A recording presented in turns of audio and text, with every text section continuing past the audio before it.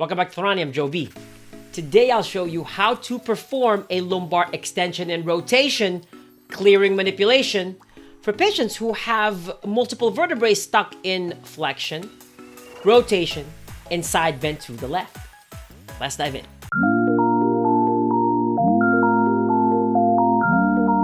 A lumbar FRSL is when a singular or multiple vertebrae of the lumbar spine gets stuck in flexion, rotation, and side bending to the left. When it's multiple vertebrae, then it's called a stacked FRSL. The cause of this can be due to tightness of the ipsilateral multifidus muscle, likely from a job that requires repetitive flexion, side bending, and rotation to the left.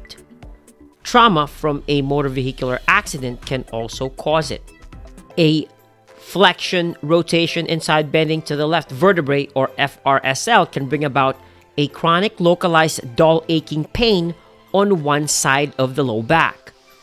There will also be limitation of motion pattern specifically towards extension, right side bending, and right rotation.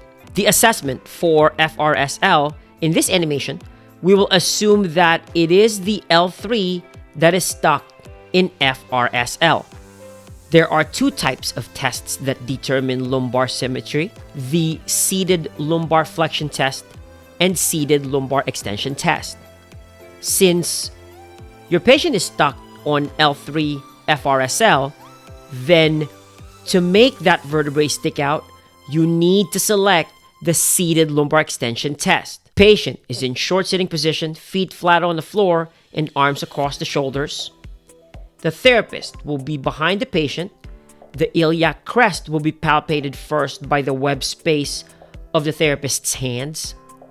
Then the dominant hand thumb will reach across to arrive at the L4 spinous process. From there, the thumb goes down to the next inferior spinous process, which will be L5. Afterwards, the thumbs move 2 finger breadths laterally to arrive at the transverse process, which will be the major landmark to palpate to determine the presence of FRSL or FRSR. The patient is then asked to arch the back for lumbar extension. When doing this assessment, always start by palpating the L5 spinous process, then go to L4, then L3, then L2, then L1. Normal findings are that all the lumbar vertebrae transverse process should move forwards or become less palpable. Abnormal findings to confirm the presence of L3 FRSL is that the left transverse process will become more prominent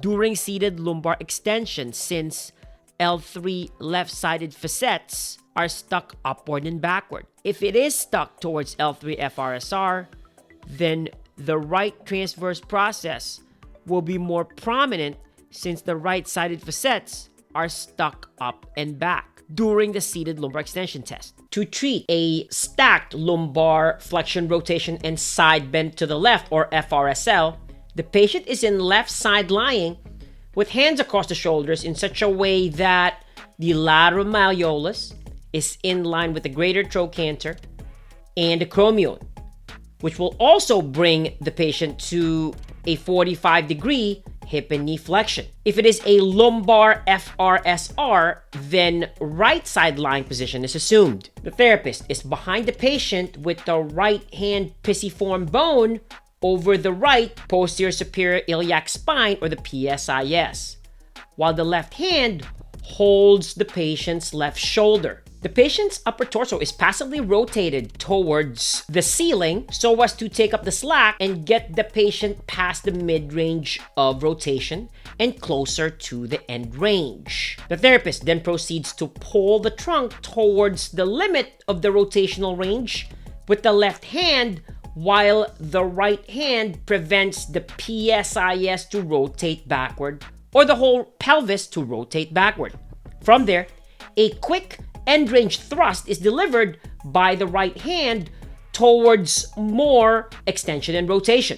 This technique is repeated for 1 to 2 reps or until a cavitation is felt. With this technique, you may feel a pop in her spine or a joint cavitation.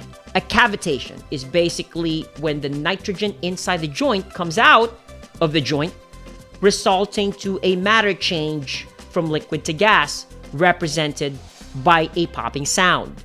Repetitive seated or standing lumbar extension, right side bending, and right rotation active range of motion exercises can be performed for 2 to 3 sets of 10 reps. This can be progressed by adding 15 to 30 seconds hold each rep for stretching. A post-treatment seated extension test can be done to reassess the asymmetry and then transition as you see fit. So do you want to know when and how to do a lumbar flexion clearing manipulation to reduce your patient's lower back pain? If so, then watch this next video. Thank you so much.